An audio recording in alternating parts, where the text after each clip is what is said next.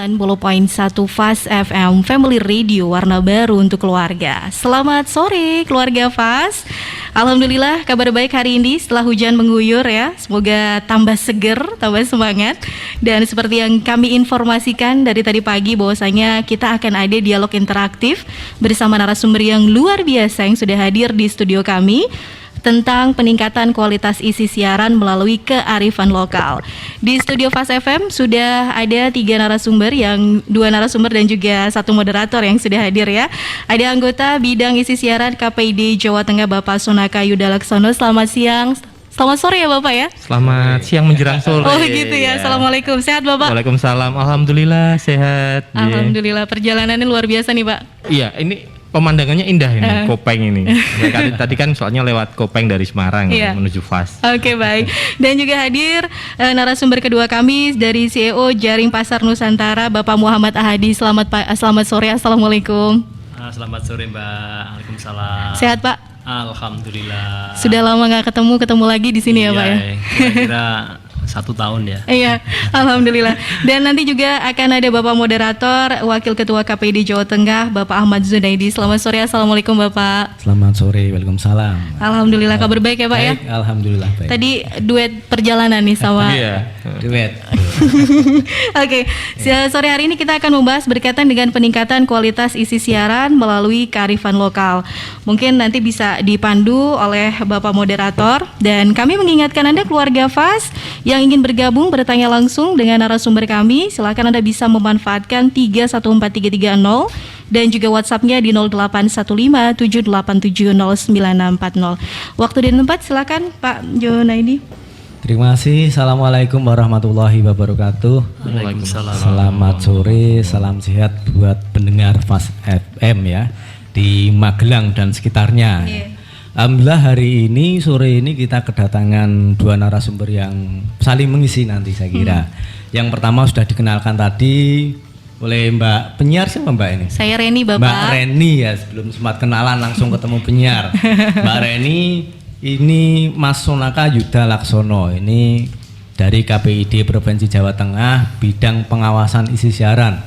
Biasanya kalau bidang pengawasan itu sangat-sangat orangnya. Ini tak panggil Mas saja karena masih muda.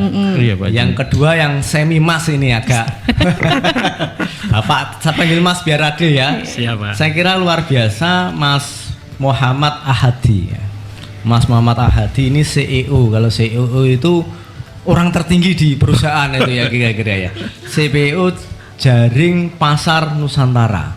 Ini sangat menarik juga karena kita hari ini akan membahas peningkatan isi siaran melalui kearifan lokal. Jadi sangat substantif karena salah satu fungsi lembaga penyiaran itu diantaranya yang sering dilupakan selain fungsi pendidikan, fungsi hiburan, fungsi informasi adalah fungsi budaya dan ekonomi.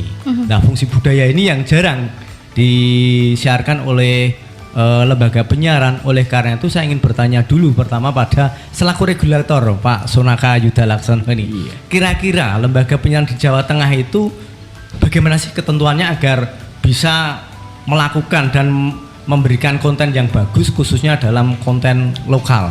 Ada aturannya enggak? Kemudian bagaimana kira-kira pengawasan yang dilakukan selama ini? Monggo Pak Sonaka. Ya, matur nuwun Pak Junaidi, Mbak Reni, Pak Hadi. Aturannya itu sudah amat sangat jelas sebenarnya. Sudah jelas. Ya, sudah sangat jelas, sudah amat sangat jelas bahwa teman-teman di lembaga penyiaran itu diwajibkan, ini karena diwajibkan untuk memberikan porsi bagi konten lokal di dalam seluruh isi siarannya itu sebanyak 10%. Nah, dari aturan itu seharusnya konten lokal yang sudah ada di siaran teman-teman televisi maupun radio, karena memang basis pengawasan Komisi Penyiaran Indonesia Daerah Provinsi Jawa Tengah KPID Jawa Tengah itu adalah lembaga penyiaran yang menggunakan frekuensi. Ini perlu digarisbawahi terlebih dahulu. Jadi untuk new media yang hari ini rame, Twitter, Facebook, YouTube, itu sampai sekarang belum menjadi domain yang menjadi pengawasan KPID. Nah, teman-teman televisi maupun radio yang ada di Jawa Tengah itu harus tunduk dan patuh terhadap aturan tersebut. Lah cuman kalau sudah ya pasti sudah, karena itu aturan dan diwajibkan. Cuman sudah yang bagaimana ini? Nah, baru-baru ini KPID merilis temuan kami. Kalau sudah nih sudah. Tapi apakah benar betul-betul 10%? Ternyata banyak yang tidak. Banyak teman-teman khususnya televisi nasional ya yang kami katakan kurang. Kalaupun sudah 10%, itu materi siarannya berada di jam tayangan yang kita dini hari, bukan prime time. Zaman-zaman kita sholat subuh, zaman-zaman tahajud itu ya. Kita tahajud itu. Lantas siapa yang menonton? Karena ketika kita tahajud, ketika kita sholat subuh ya memang niatnya untuk tahajud dan sholat subuh. Artinya memang ketika konten lokal itu ditayangkan di, kalau istilahnya teman-teman biasanya di jam hantu, itu siapa yang nonton gitu loh. Itu yang pertama. Terus kaitannya dengan peningkatan kualitas.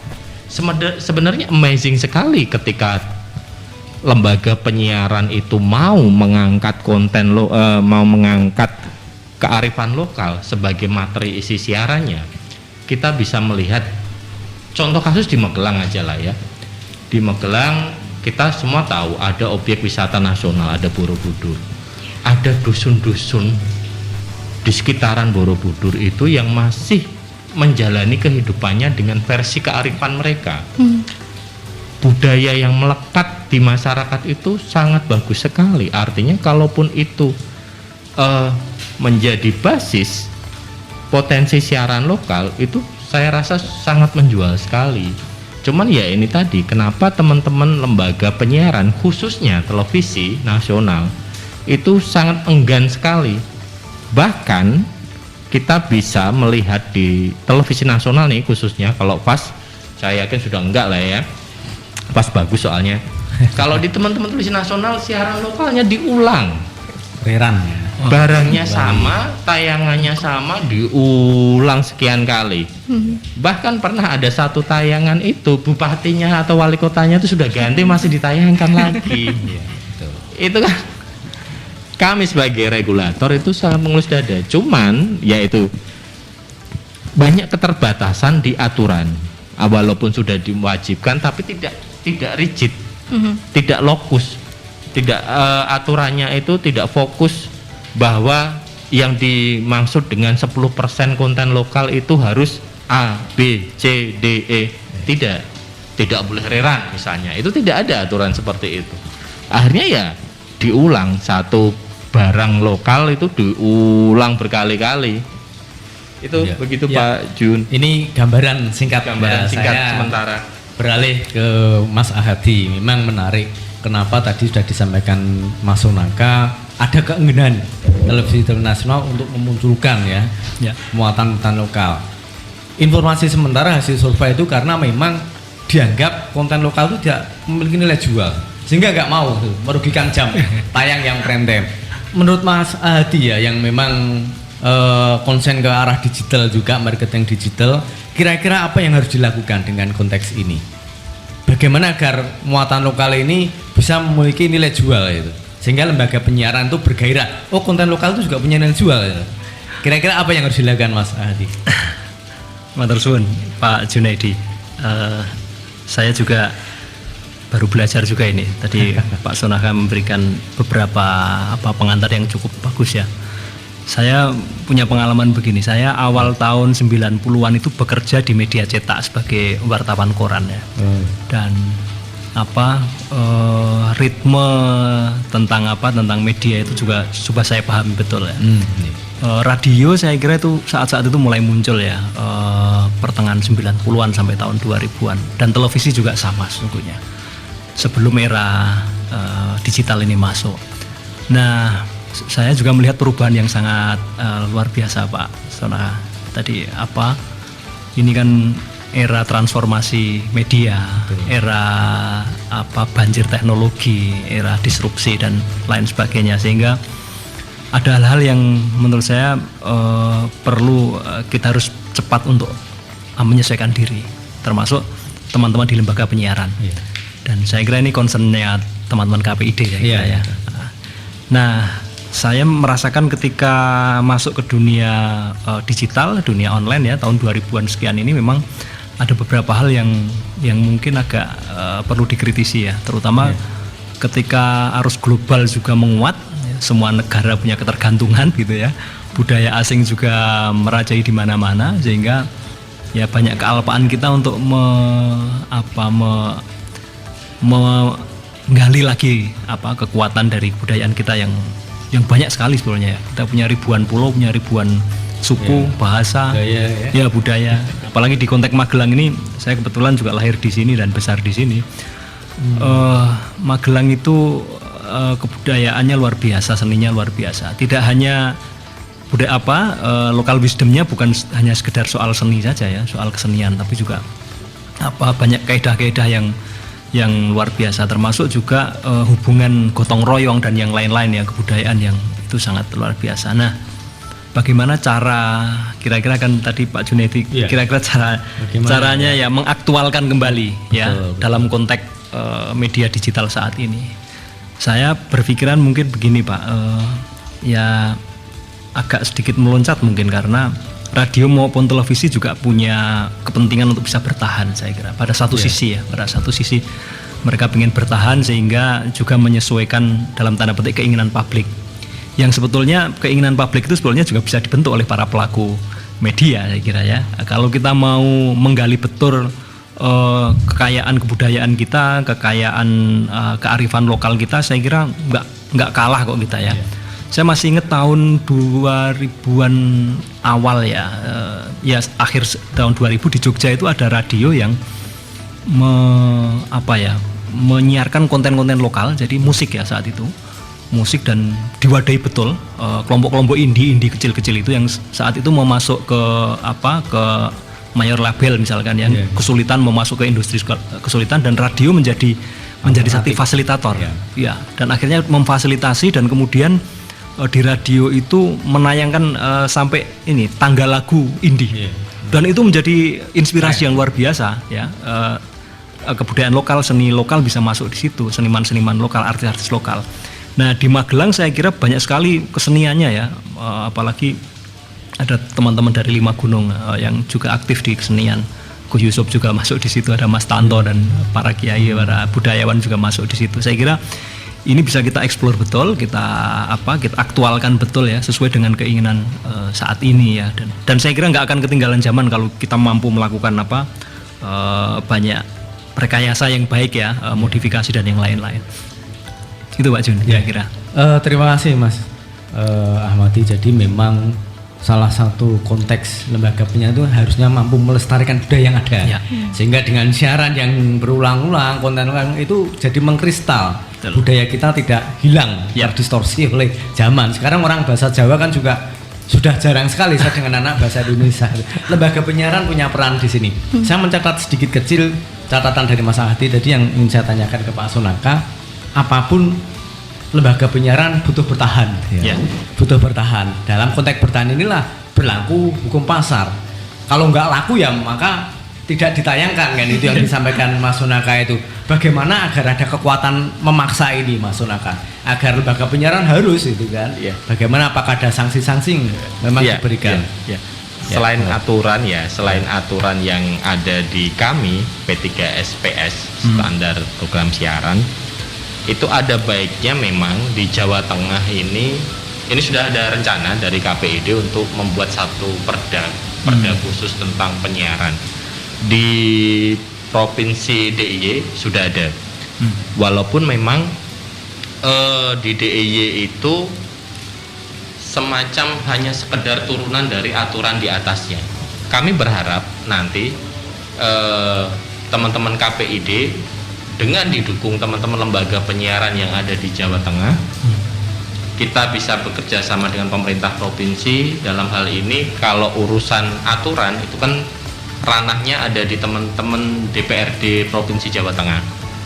kita akan membuat semacam perda tentang penyiaran. Lah, di situ nantinya kami berharap ada dorongan, ada apa ya? Ada semacam kewajiban bagi seluruh lembaga penyiaran yang bersiaran di Jawa Tengah untuk tunduk dan patuh terhadap perda itu. Kami sebagai orang Jawa Tengah ya sudah sewajarnya ketika menguri-uri budaya yang ada di Jawa Tengah.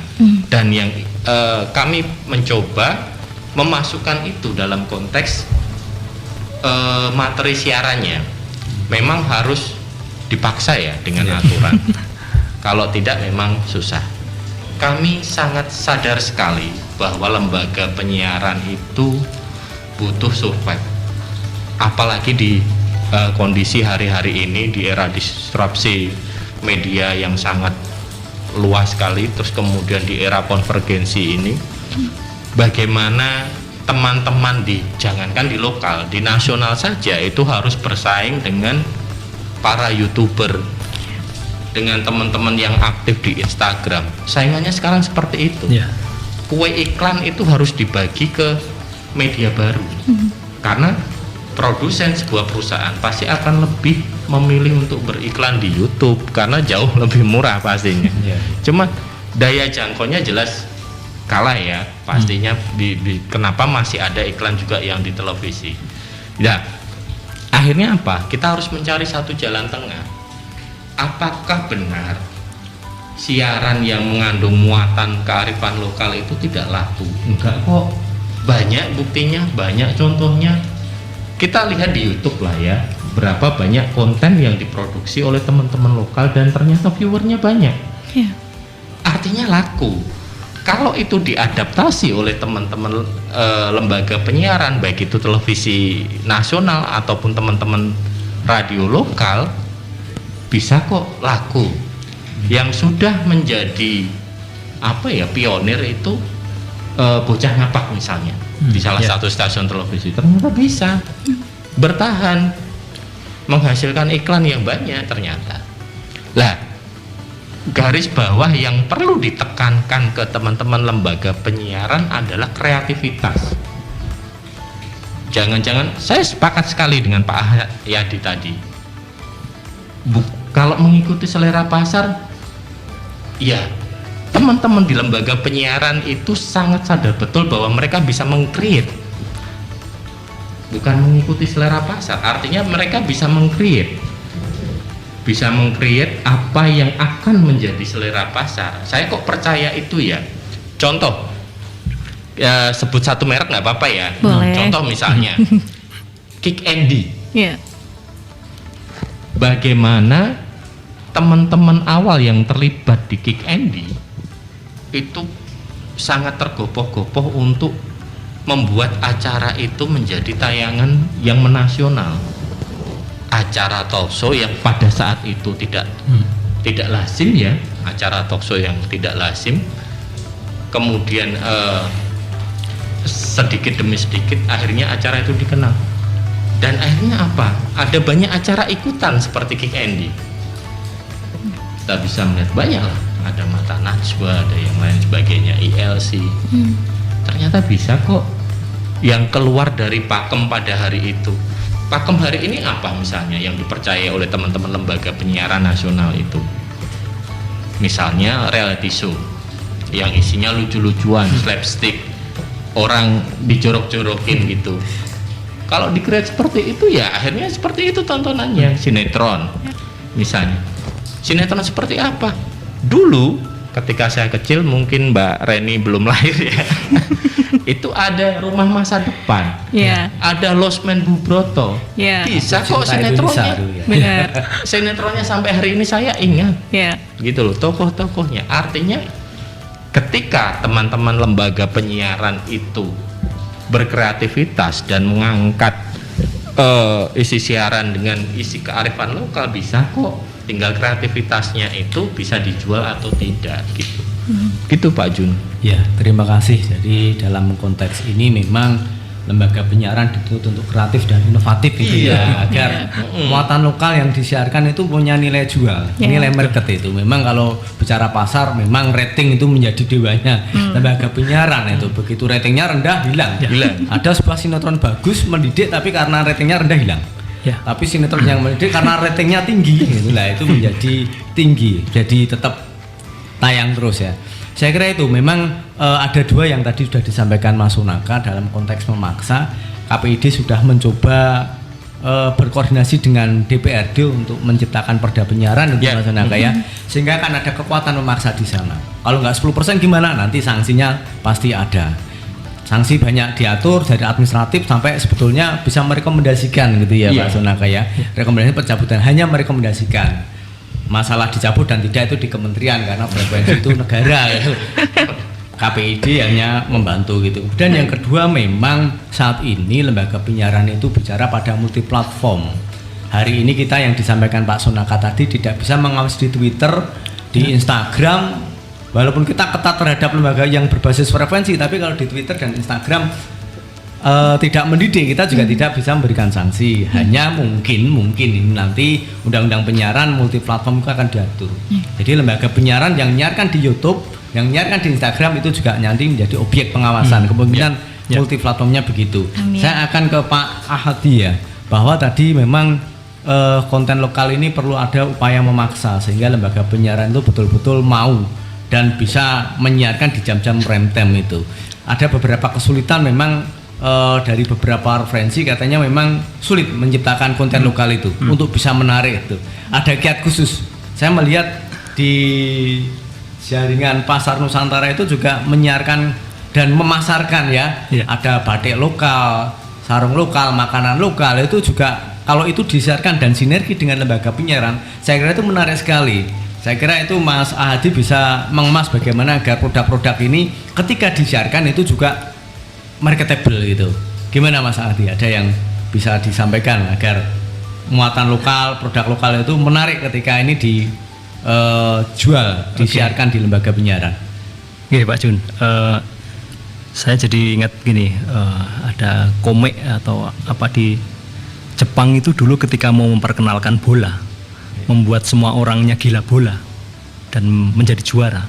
Itu ada yang namanya Kapten Tsubasa, yang itu dilakukan oleh negara, di-create, tidak hanya sekedar komikus atau seniman yang membuat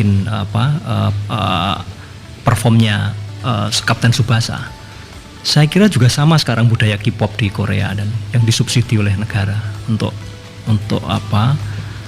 melakukan software serangan keluar budaya itu sehingga bisa dinikmati di seluruh negara, seluruh dunia. Nah, saya kira kita nggak kekurangan tokoh di Indonesia itu.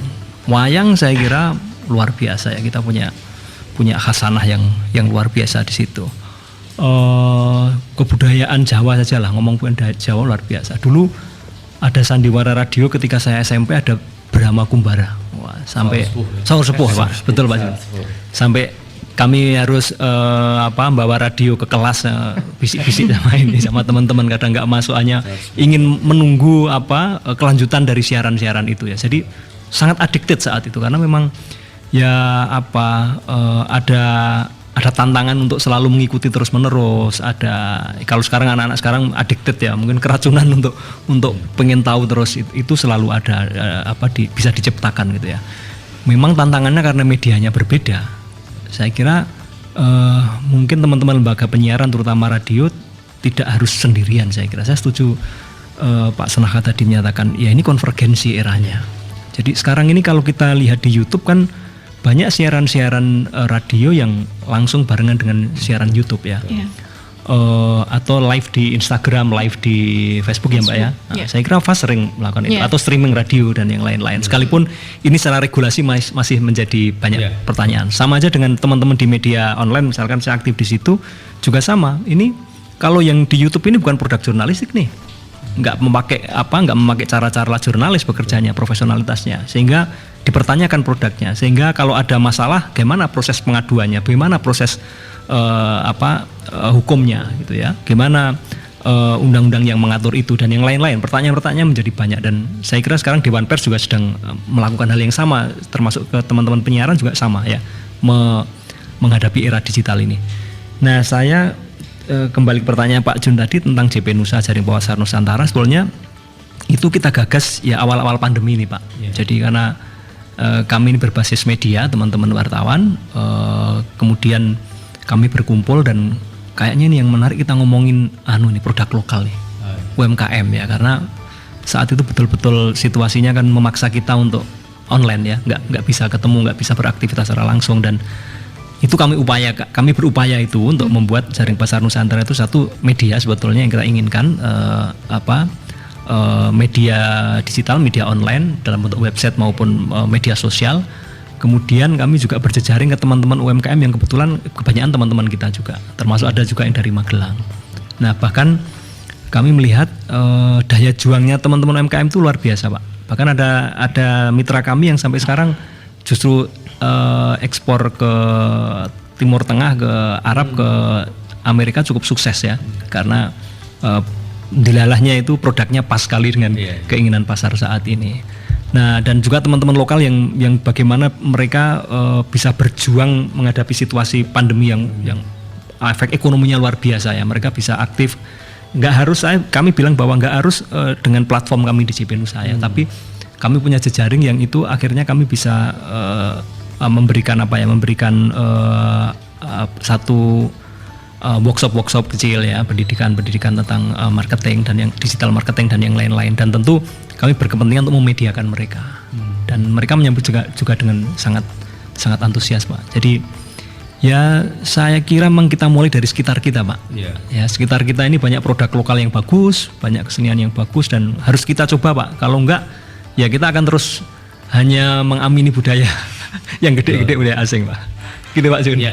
Terima kasih Mas Hadi, menarik ya, memang harus dimulai dari diri sendiri gitu kan, termasuk mungkin nanti bisa bersinergi produk-produk lokal yang sudah disampaikan dan dipasarkan itu juga mulai dicoba lewat lembaga penyiaran gitu, agar budaya lokal, konten lokal kemudian juga bisa lestari ya, bisa nguri-nguri budaya itu. Betul. Salah satu tugas lembaga penyiaran.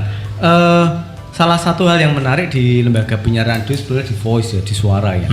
Jadi disampaikan kena Brahma Kumbara itu dulu kita membayangkan luar biasa. Iya Pak. Sosok Brahma Kumbara itu besar, tapi begitu divisualkan di TV kecil itu jadi nggak menarik. Maka ada kelebihan lembaga penyiaran yang namanya radio itu karena suaranya. Kita selalu bayangnya penyiarnya cantik, nyaring, cantik begitu, pasti. Tapi Mbak Reni cantik loh. Nah, cantik, iya. Ternyata sesuai orangnya, ya. Suaranya gede juga, orangnya gede. Gitu kan. Ini merupakan salah satu daya tarik yang memang tidak bisa dimiliki oleh lembaga penyiaran televisi. Itu salah satu ketika dramanya berdarah-darah gitu kan, Brahma Kumbara, bayangan kita itu Lasmini bayangan cantik gitu kan. Tapi ketika divisualkan jelek lah, itu sudah hilang makna sejarahnya, makna heroiknya jadi hilang. Saya akan kembali ke Pak Sonaka memang. Jadi memang ada kendala ya, tadi sudah ada upaya dari KPI Perda. Untuk SDM penyiar ada upaya yang dilakukan di KPD tidak Pak Sonaka, kira-kira agar ini hubungannya dengan peningkatan kualitas isi siaran. Ini kuncinya itu kita harus sowan Gus Yusuf. Oh gitu ya. Iya, karena begini, KPID hari ini masih dibiayai oleh Pemprov Jawa Tengah. Iya. Salah satu yang menghasilkan itu adalah teman-teman DPRD. Artinya memang Komisi A yang menjadi partner dari KPID itu biasanya yang melakukan penganggaran, yang kita minta untuk melakukan penganggaran ke KPID, walaupun nanti putusannya tetap ada di pemerintah provinsi. Lah, selama ini sudah berjalan itu sumber daya manusia itu di KPID, di teman-teman kelembagaan KPID sudah beberapa tahap untuk teman-teman SDM dari lembaga penyiaran. Kita melakukan semacam pendidikan, tapi itu tadi setelah tahap pertama itu jalan, kita ke tahap kedua dan tahap akhir untuk teman-teman SDM penyiaran. Ya, terhenti itu di masa saya sebelum Pak Junaidi itu kan sebelum saya sama setelahnya kemudian.